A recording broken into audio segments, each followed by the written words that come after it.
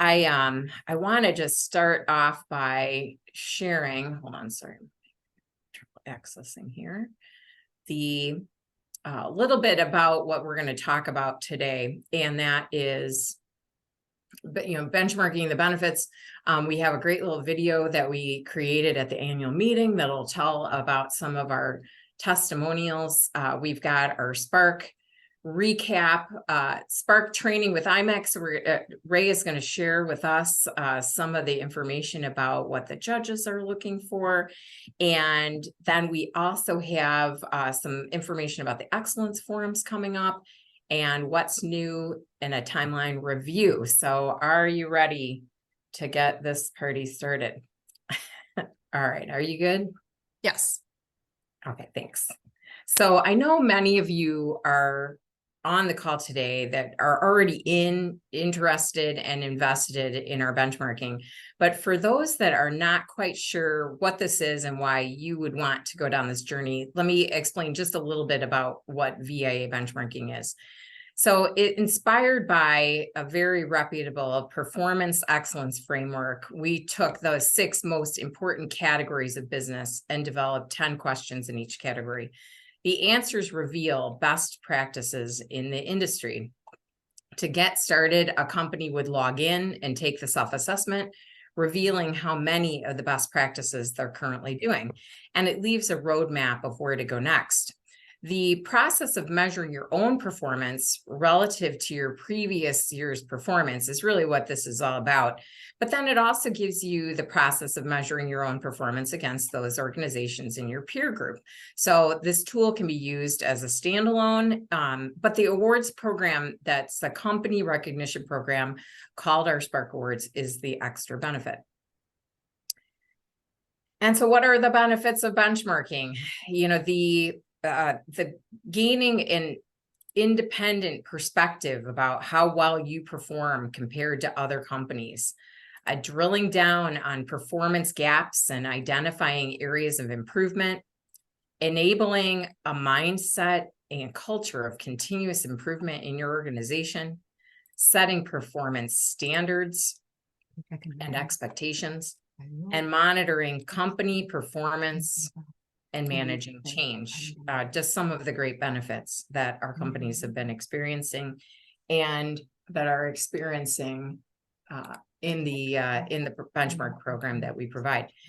The benefits of winning awards. I'm preaching to the choir here because I know we've got some great award-winning companies in the audience, and this is really any awards that you win, not just the Spark Awards, but there's so many great ways where you can solidify your reputation as a trustworthy brand, raise brand awareness and increase visibility, differentiate yourself and showcase leadership. It gives you a much easier way to attract new employees and customers and improve company morale.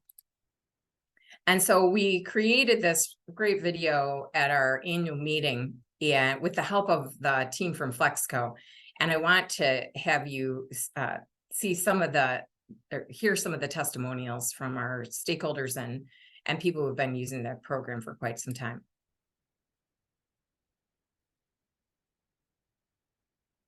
Benchmarking is essential, and I don't have the statistics right in front of me, but if you were to look at the Olympics and you go to the first Olympics ever and you look at the speed of the runners and you compare that to today, the runners of the past would never be in the competition of today. That we've made advances in the Olympic sports. Manufacturing has that analogy of an Olympic sport. We have to compete and compete differently, compete globally. And when we think about how that lays out, it starts with knowing how we stand, knowing our current state, knowing what's out there as the best practices and the benchmarks, and how do we achieve those benchmarks, or how do we get better to be the leader in that race. Benchmarking is a great way for us to understand where we are and where we fit into our local companies and how we can be competitive for our employees and our customers. Benchmarking is really part of our continuous improvement process, in which we spend so much time working in the business that it gives us a second to take that step back and work on the business and really assess where we're at and where we're trying to go. So oftentimes we think we have all the answers, and the benchmarking process, it asks those right questions to make us look at each one of our functions and each one of our disciplines and make sure that we're really scrutinizing ourselves and really working towards that continuous improvement process. I'm not a degreed MBA by any means, and I'm always looking for something I can do to improve the company. And I know that the Spark survey is based on a well-known performance excellence framework. And so I thought, why wouldn't I do it? It's already laid out for us, something that we can reference to see how we can improve our company. The Spark Awards is really motivating because I get to see kind of who's the best of the best and know what my competition is for trying to be eligible for the awards. And also the networking is fantastic. I learned so much from my peers in the different VIA events and the experience of the benchmarking survey, and just from being around them and getting complementary ideas to the ones that I'm already bringing to my team. The Spark Awards is a great opportunity to meet those folks that did excel in the benchmark areas that we went through. It's a networking opportunity. We get to meet those folks, we get to talk to them, get to start picking their brains on how did you achieve the status that you have. But more so, it's a speaker series afterwards where the VIA invites those people that excelled to explain more deeply how did they become a leader company in that best practice. You know, when I think of the word of benchmarking, I think of how burdensome that could be. It feels like a lot of work, and yet we do benchmarking every day. We compare ourselves to something. We compare our company to something. Benchmarking puts structure on it. It puts focus on it. The questions are pretty simple. They're check the box kind of questions. Which ones apply, which ones don't. It's not long answers that you have to spend a lot of time on. And I think just reading through the questions and being honest with yourself is a great way to evaluate. Start with one section. And then once you get one section done, you'll find that, oh, okay, we can get 2, 3, 4, 5, and get through all 6 pretty quick and easy. Because what they'll realize is, while there are some things that they're good at, there's also some things maybe they haven't thought about it, or they know their weakness, and it gives them the opportunity to kind of check themselves, grade themselves, with the opportunity then throughout the next year following benchmarking to work on those things. Benchmarking is a forever journey. It is 365 days a year. It's going to understand that current state, keep getting better, keep improving. The Spark Awards is that moment to celebrate. It's to reflect, it's to reset, it's to say, wow, look what we've accomplished, and look how much more we can do and how much better we can get. And so that moment is just a celebratory moment that we deserve a collective high five.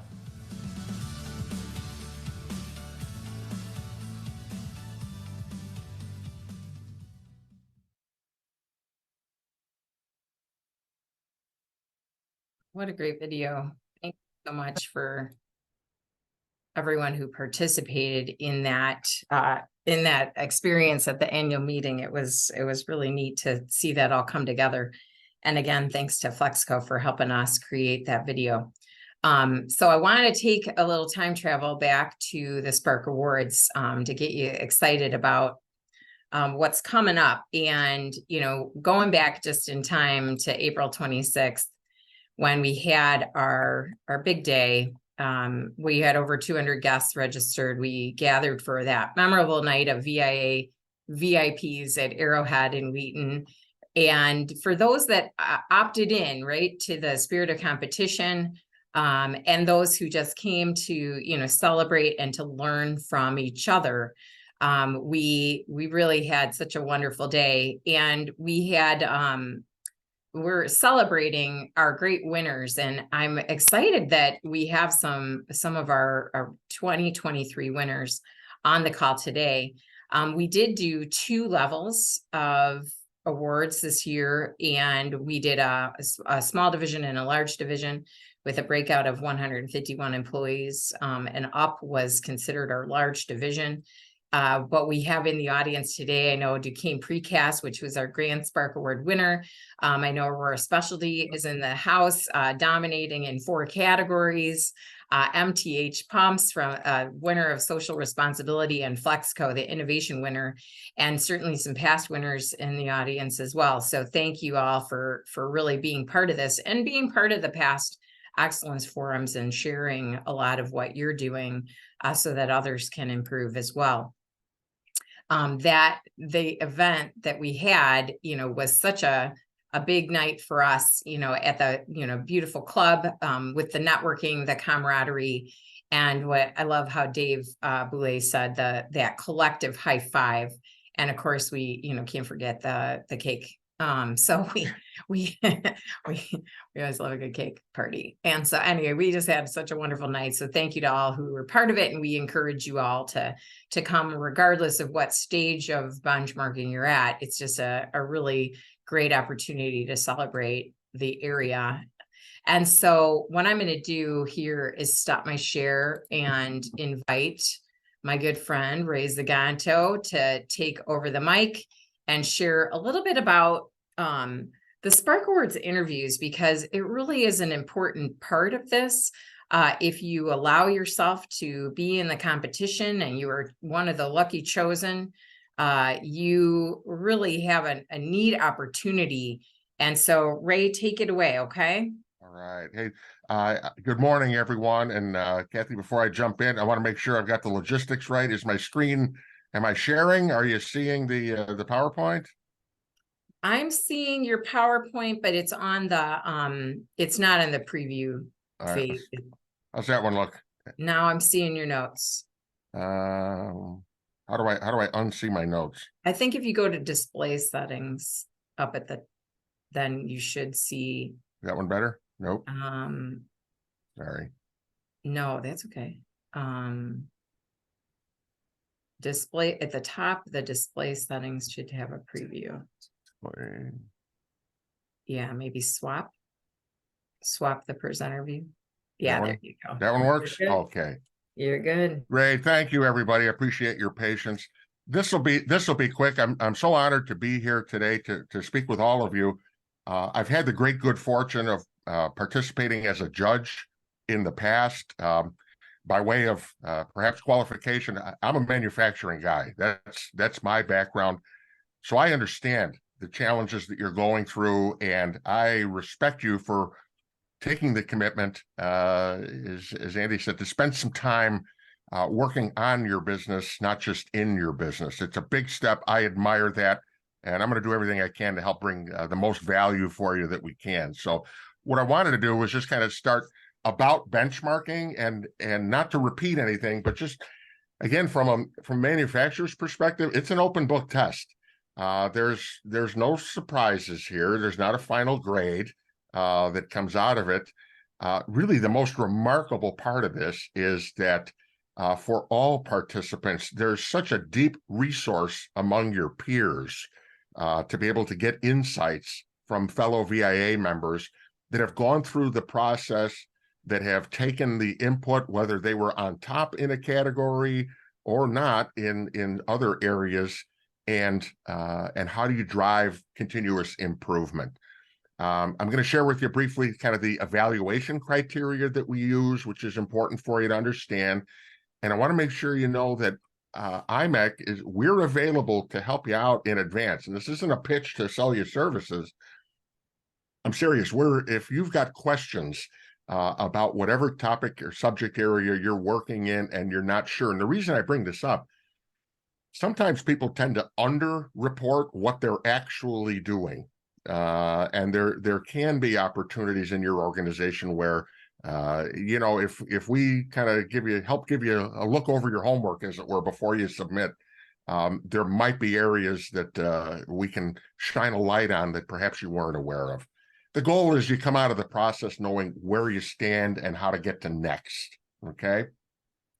So what I want to talk just a little bit is about the evaluation criteria that the judges use. And again, this also comes from the framework that was established for benchmarking. It's no surprise, a lot of it's based on but improved upon some of the Baldrige work that's gone on. But the evaluation criteria really works along these four these four areas. We look at approach, deployment, learning, and integration. Same criteria is applied by the judges across all of the excellence categories that we look at.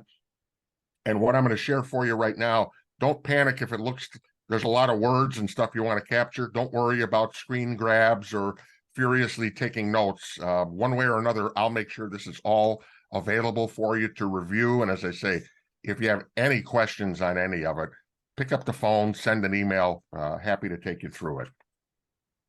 So what I wanted to share first is if we look at approach, I broke this out into like definition, features, and typical questions that can go along with these categories. So within the approach side, we're really trying to get a feel for your overall strategy and methodology for how you came at a particular process within your business and brought it to life. Things that we look for, is it appropriate? Is in all categories, is it effective? Is it really working? Is there a systematic approach? Is it off the cuff? And we try to, create questions that can tease out where you are. The goal isn't to trap you. It's to try and really get a deeper understanding from the judge's perspective of where you are in the journey with this process and what is your approach. Key is, is it effective? What do you address or discuss your methodology? In these interviews, as many of you know, you kind of get that first 10 minutes to give your elevator speech about, what you're doing and how it works. And then the rest of the time is questions in what is largely a 20, 30-minute conversation. I forget how long they go. There's nowhere near enough time in that brief segment to go through everything. So, it's important that you cook down, you understand, it's like, boy, I better address, these categories as I'm doing my presentation. So it better tease up the questions and helps give you the right context for going forward. And Kath, jump in anywhere if I misstate any of the rules of engagement. Okay? No, you're great. Okay. Deployment side, we're really looking to the how broadly are the elements of this process deployed within the organization. Of course, we look for, hey, does it matter? Does it cover a department? Does it go many places? Is there consistency in how it's used and applied? Is it something only the leader of the department knows, or does it go down to supervisor, maybe shop floor? So again, it refers to the extent to which the approach is applied in addressing the requirements. And again, some of the questions that we might ask, is it in the early stages of deployment? That's okay, deployed, but you're working out some bugs. You've got it completely, put out throughout the organization. As Andy mentioned, it really is a deceptively simple survey.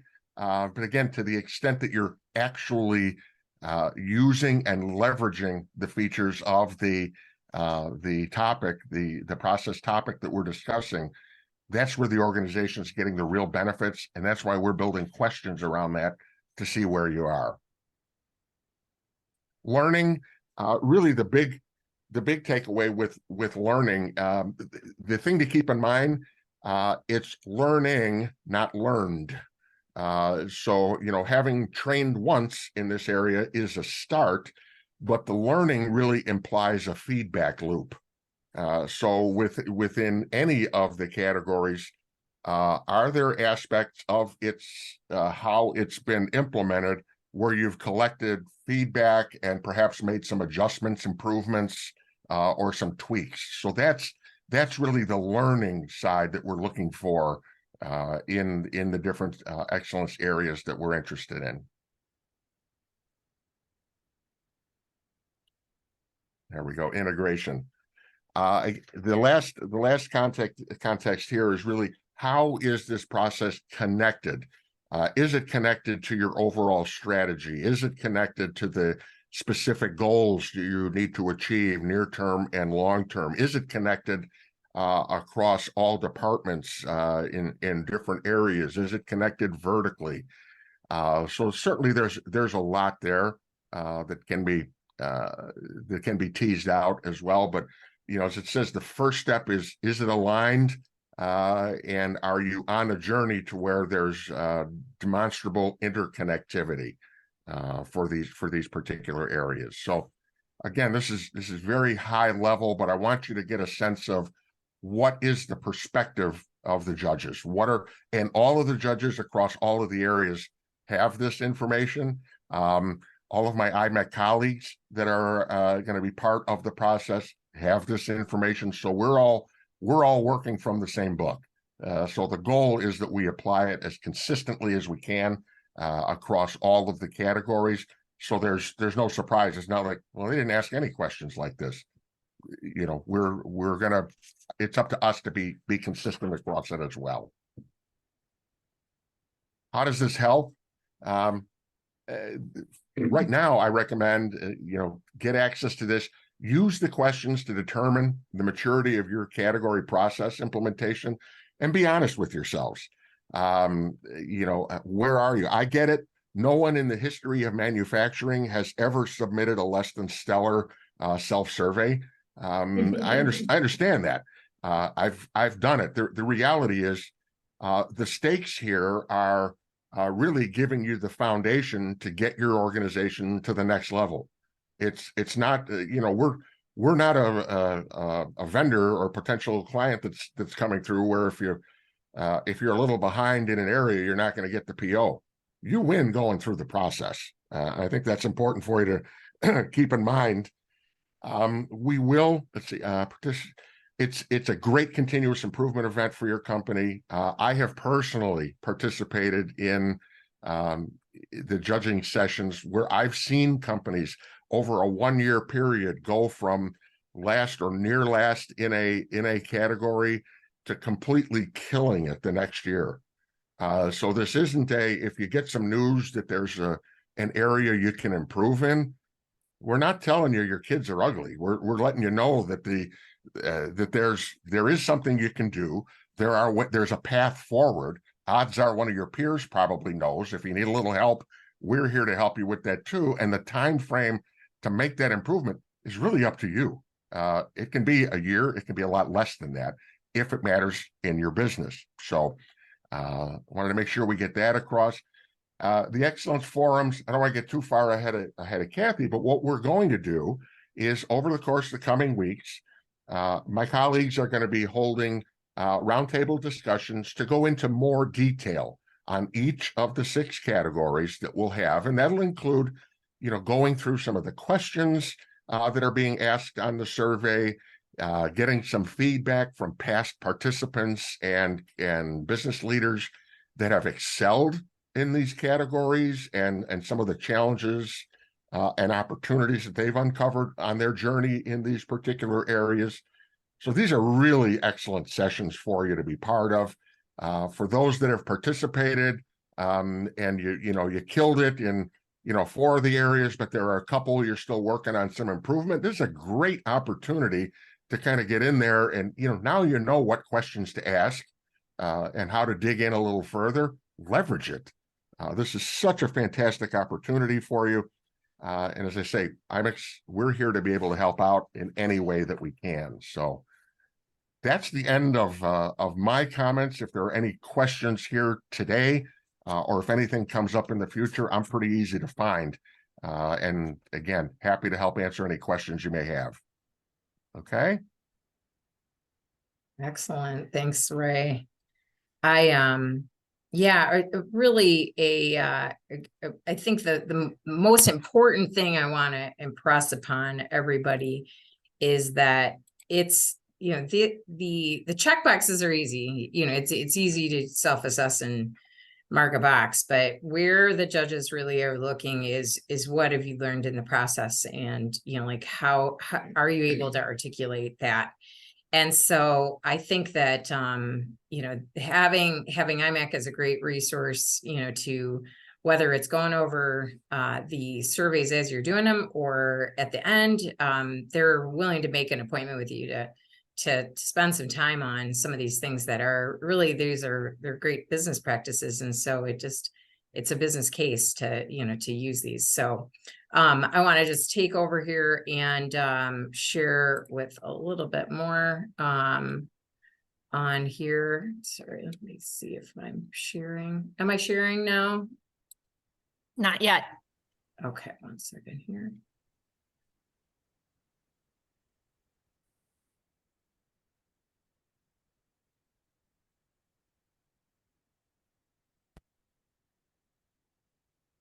Okay, and Now so, you're on. okay, thanks, Trish. So just to reiterate the Excellence Forums, I would like to encourage you all, especially if you were a finalist in that category or you were a winner, we really want to hear from you and have you be part of those Excellence Forums. These are all free for our members to attend, and we definitely want to dive into each category so that you can learn more about how, each of these questions, really can help you. And so thanks again, Ray, for being, helping us through this, and IMAC for, all that you've done, to support this program. So what's new? What's new here? We, just to give you kind of a real quick blast from the past. I mean, the journey has been, it started out an essay on JotForm, to then become our first benchmarking survey on SurveyMonkey, which, the oh so sophisticated SurveyMonkey had some limitations. One of the things that, we've learned in our learning here at VIA, we're always on our continuous improvement journey as well. But we needed and we wanted to give you a tool that you could collaborate with your team on, and you could share the answers. And so all the survey answers fed together when we created the tool that we've used for the last few years. And just not this summer, but the summer before, we did a refresh and went through the survey, got all sorts of feedback from dozens of companies and community resources. We added logic to the survey so that it had depth and maturity in some of the answers. But it did still have some limitations on the tool, and the responsiveness, could be improved. The user experience wasn't all that great. And so we are proud to say that we have elevated the tool once again. The new tool that will be revealed here in a week from today is our newest version of the VIA Spark. And you're going to find a very responsive, user-friendly, instantly updates, more enhanced security. And unfortunately, because it was a big cost to the association to upgrade this tool, we do need to charge a small fee for those participating this year. And so it is going to be a fee for all 6 categories. It'll be $150 per company to do it. But we would like to offer you all an early bird rate of $100 if you sign up before January 1st. So any of our companies that are signing on to the tool before January 1st will be able to get that $100 rate. We are going to be offering it to non-members. We thought it was really important to, to have this tool accessible to more. And then we do want to give it a good hook because we want them really to join the VIA.